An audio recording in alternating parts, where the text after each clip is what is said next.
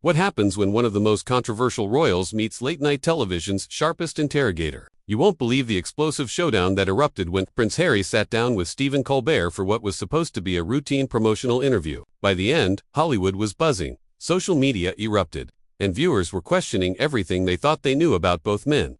The Late Show studio buzzed with pre-show energy. Crew adjusted lighting, sound, and cameras while Prince Harry arrived, composed in a tailored navy suit, ready to promote his latest charitable initiative. What no one expected was that this ordinary interview would turn into one of the most shocking confrontations in late-night history. As the cameras rolled, Colbert delivered his opening monologue with his usual mix of sharp wit and political commentary. The audience laughed, oblivious to the storm about to unfold. When Harry finally appeared, he offered the practiced royal wave and settled into the guest chair with the confidence of someone accustomed to scrutiny.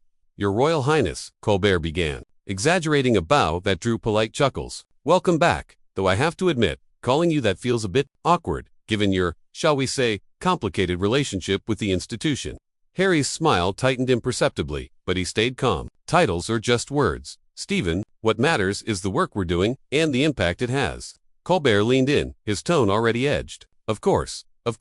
Speaking of work, this new initiative, mental health awareness, some critics say you and Meghan have turned personal trauma into a lucrative business venture. Thoughts?" The question hung like a loaded weapon. Harry's jaw clenched slightly, and for a moment, the polished media training faltered. "Those critics fundamentally misunderstand our goal," he said carefully. "This isn't about money. It's about helping people who face the same struggles we've experienced." Colbert tilted his head, mock understanding in his smile. "Sure. But let's be honest, Harry, you've signed multi-million-dollar deals with Netflix and Spotify. I've written a memoir exposing intimate family details, and now launched another venture. At what point does helping others start to look like helping yourself?" The studio grew quiet, sensing the tension spike. Harry leaned forward, voice hardening. "Interesting that you question my motives when your career has thrived on making jokes about other people's pain. At least I'm trying to make a positive difference." Colbert's eyebrows shot up, a dangerous grin forming. "Oh. That's rich from someone who spent years complaining about media intrusion while courting that very same media. You can't have it both ways, Your Highness." The atmosphere crackled.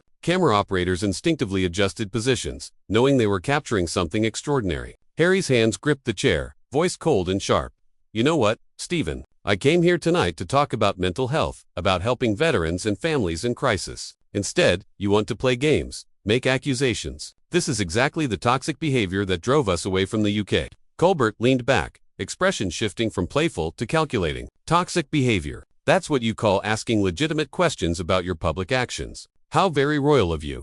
But then Colbert pushed further, the moment teetering on the edge of chaos. Leaning forward, smirk turning predatory, he said, "Since you brought up the UK, let's talk about that. Your grandmother served her country for 70 years, never airing family grievances publicly. Yet here you are, barely 2 years after her death, turning the royal family into your personal narrative and cash cow. How do you think she'd feel about that?" The audience gasped. Even for Colbert, it was brutal territory. Harry's face flushed red. For the first time since sitting down, the practiced composure of a prince shattered, replaced by raw, visible fury. "Don't you dare," Harry said, voice low and dangerous, every word carrying the weight of suppressed fury. "Don't you dare bring my grandmother into this. You didn't know her. You have no right to speak for her." Colbert, however, wasn't backing down. If anything, he leaned forward, energized by the reaction like a predator sensing fear. "Oh, I think I do, Your Highness," he said smoothly. "Unlike you, I don't hide behind palace walls when I have something to say. Your grandmother represented duty, service, keeping private matters private. And you represent the exact opposite of everything she stood for."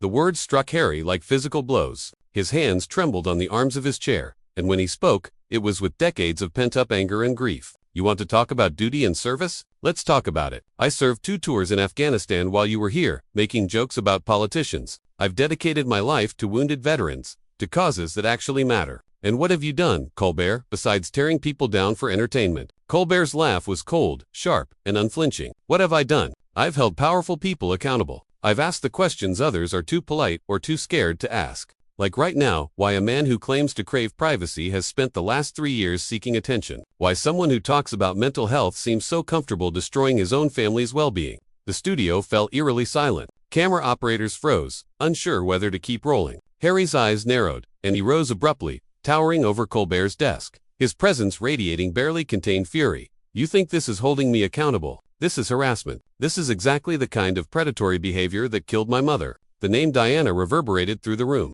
shocking everyone into a stunned hush. Colbert's eyes flickered briefly, but instead of retreating, he pressed harder. Your mother, really? Are you going to hide behind that tragedy too? How convenient. Every time someone challenges you, out comes the Diana card. She died in a car accident, Harry, not from media criticism. Yet you've spent your life using her death as a shield against scrutiny.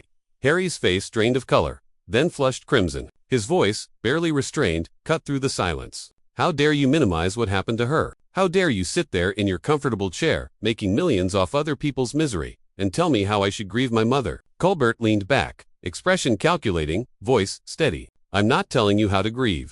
I'm telling you to stop using grief as a weapon against anyone who dares question your choices. Your mother faced real persecution, real invasion of privacy. You court that same media at every opportunity, then cry victim when it doesn't do exactly what you want.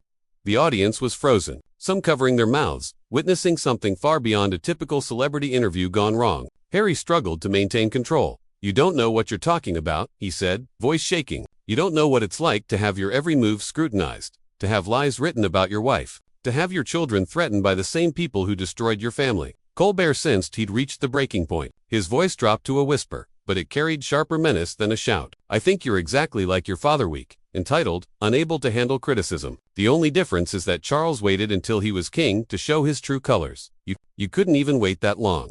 The comparison hit Harry like a lightning strike. His body went rigid. The studio so silent you could hear the cameras hum.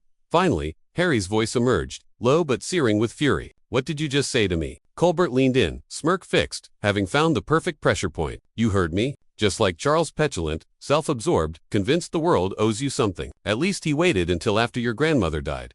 You started your tantrum while she was still alive. Harry's fists clenched at his sides. You have no idea what you're talking about. Sitting here in your ivory tower, making jokes about people's lives, you think that gives you the right to judge my family, to judge me. It's not judgment, Harry, it's observation, Colbert said, voice deceptively calm. And what I observe is a man who had everything handed to him, threw it all away for a Hollywood actress, and then spent years whining about the consequences. Your brother William, he's actually serving his country, without constant drama. You're just another celebrity trying to stay relevant. The mention of William was the spark that ignited the powder keg. Harry rose from his chair, stepping closer to Colbert's desk, his voice booming with unrestrained rage. Don't you dare bring my brother into this. You don't know anything about our relationship, about what we've been through. William and I have always had each other's backs, and that hasn't changed. Colbert arched an eyebrow, mock surprise flickering across his face. Really? Is that why he wasn't at your last big media event? Is that why he didn't defend you when you accused your family of racism? Face it, Harry, you burned that bridge, just like all the others. The audience went silent, the room thick with tension. Some shifted nervously, unsure whether to watch or look away. Harry's hands trembled, his face cycling between white-hot anger and the edge of tears. You're a pathetic excuse for a journalist, he growled, his voice cracking. You hide behind comedy to say things that would get you sued if you said them seriously. You attack people when they're vulnerable and call it accountability. Colbert, leaning forward, matched him with icy precision. Vulnerable. Harry, you've built a fortune off being vulnerable. You and Meghan have monetized your pain better than anyone in history. Netflix specials, memoirs, podcasts. Trauma turned into a business model. At least be honest about it. Harry slammed his hand onto Colbert's desk with a force that sent a coffee mug leaping and papers fluttering to the floor. Honest, fine. I came here expecting a professional interview. Instead, I'm facing a bully who gets off on tearing people down. This isn't journalism, Stephen. This is sadism. The camera operator signaled frantically to production, unsure whether to cut or keep rolling. Front row audience members covered their mouths, visibly shaken. Colbert rose slowly, matching Harry's fury. Sadism, that's rich. Coming from someone who spent an entire book detailing his hatred for his family. Want to talk about sadism? Try publicly humiliating your father and stepmother while they serve their country. Try accusing your family of racism on international television without proof. Harry's voice dropped to a growl, more animal than human. You want proof? You want to know what it was like growing up in that family? Conversations about how dark my son's skin might be. Abandonment when Meghan was suicidal. Institutional racism that made her life hell. Conversations no one else remembers. Colbert's response was sharp and cutting, conveniently The only witnesses to this alleged racism are you and your wife. And conveniently, it only came out after you left the family and needed a way to justify your departure. Harry's composure didn't crack, it shattered. You know what, Stephen? He screamed, voice raw, echoing through the studio. I'm done with this. Done with people like you, who think they can say anything about my family, my wife, my children, and hide behind entertainment. You're a sanctimonious bully with a television show. He ripped off his microphone. It clattered across Colbert's desk. The sound engineer scrambled as feedback screeched through the speakers. "This is exactly why we left," Harry continued, his voice searing. "This is the toxic, destructive behavior that made our lives unbearable. You sit in your studio making millions destroying people, and you think that makes you a hero." Colbert, sensing the confrontation had gone too far but unable to resist one last jab, called out as Harry stormed toward the exit. "Running away again, Harry. Just like you ran from your royal duties, just like you ran from your family. Some habits never change." Harry froze, pivoting slowly, eyes blazing with fury, pain, and disgust. "You want to know the difference between us, Stephen? When I see someone struggling, I try to help. When you see someone struggling, you kick them when they're down and call it comedy. History will remember which of us was on the right side." He turned toward the exit again, Colbert muttering one final barb. "History will remember that you had everything and threw it away for attention. Enjoy your Hollywood life. Your Highness, I'm sure your grandmother would be so proud." The final mention of his grandmother snapped Harry's restraint. He spun, face twisted in fury, almost lunging toward the desk. Security tensed, ready to intervene, as the studio air crackled with the remnants of one of the most explosive confrontations late-night television had ever witnessed. "My grandmother," Harry said, his voice barely above a whisper, yet cutting through the studio like a blade, "spent her entire life serving others with dignity and grace. Something you clearly know nothing about. She would be disgusted by what you've become, a bitter, cruel man who builds his power by tearing others down. You're everything that's wrong with the media today."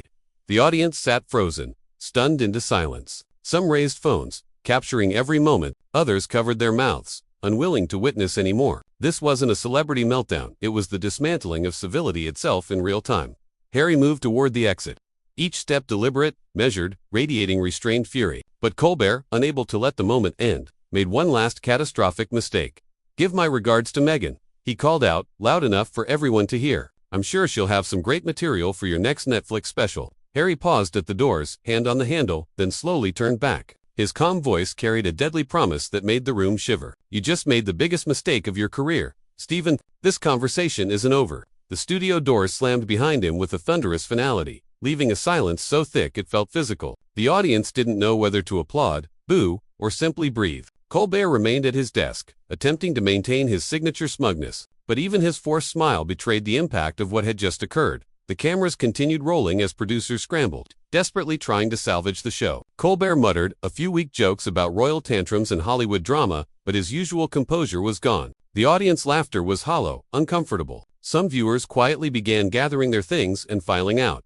Within hours, clips of the confrontation went viral across every social media platform. The hashtag Colbert too far exploded worldwide, with millions expressing outrage over the host's treatment of his guest. Royal commentators, mental health advocates, and even rival late-night hosts weighed in, nearly unanimous in condemning Colbert's aggressive tactics. The fallout was immediate and severe. Sponsors pulled ads from The Late Show, citing a toxic environment. Viewers flooded CBS with complaints. Celebrities canceled upcoming appearances. Calls demanding Colbert's removal filled the network's lines. Meanwhile, Harry's dignified exit earned him admiration. Supporters hailed him as a man standing up for himself and his family against relentless bullying. Instead of tarnishing his reputation, the confrontation earned him sympathy and respect from unexpected quarters. By week's end, The Late Show's ratings had plunged to their lowest in years. Questions arose about Colbert's future as a host, and what had begun as a routine celebrity interview became a career-defining disaster, one that would haunt both men for years to come.